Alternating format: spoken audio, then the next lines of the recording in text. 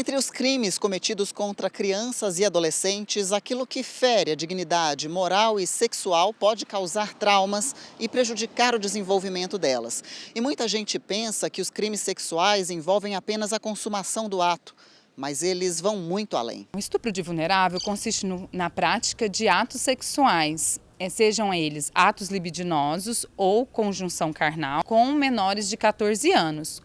Mesmo que haja o consentimento da vítima, porque o que a lei estabelece é que elas tenham menos de 14 anos. Porque comumente nós recebemos na delegacia informações do cartório de registro civil de adolescentes que deram à luz, menores de 14 anos, que deram à luz a alguma criança. Então ali a gente já tem um crime totalmente configurado, mesmo que ela tenha consentido. Então, o estupro de vulnerável são os atos libidinosos, que pode ser toque na região genital, qualquer ato que venha satisfazer o desejo, a lascívia do abusador. Mas também pode ser configurado pela exploração do menor de idade. Já quando a gente vai para a esfera da exploração sexual, a gente tem envolvimento de uma questão financeira, Então, há um pagamento ou um aproveitamento ali de alguém. Há necessidade, obrigatoriamente, de que haja ali a comercialização, desse contato sexual com a adolescente, que é maior aí de 12 anos, Se ela for menor de 14, necessariamente vai configurar o estupro de vulnerável. Sendo maior de 14 a 18, então é a exploração sexual da adolescente. Em Uberaba, uma menina de 5 anos foi estuprada pelo próprio pai. Ela deu entrada no hospital com lesões e queimaduras, mas o estado emocional da criança foi o que chamou a atenção da equipe médica. A polícia descobriu que o homem também praticou sexo oral na menina. E tudo isso foi comprovado por exames. A menor ficou sob os cuidados da avó e o caso segue em investigação. Em um outro caso, em um distrito de Unai, uma criança foi estuprada por um homem enquanto era coagida a manter tudo em segredo. O suspeito, que tem passagens pela polícia, agiu na casa da vítima, enquanto o pai dela ajudava uma vizinha. Tudo isso foi muito rápido. A delegada fala sobre o caso.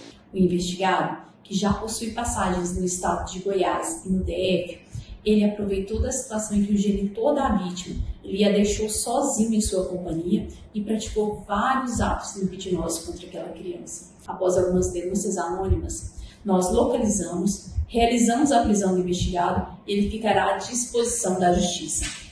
Crianças e adolescentes menores de 14 anos são considerados vulneráveis pelo Código Penal, ou seja, eles são incapazes de permitir ou de rejeitar, sejam atos libidinosos que começam com um simples beijo ou passar a mão pelo corpo dessas crianças, ou mesmo o ato sexual propriamente dito.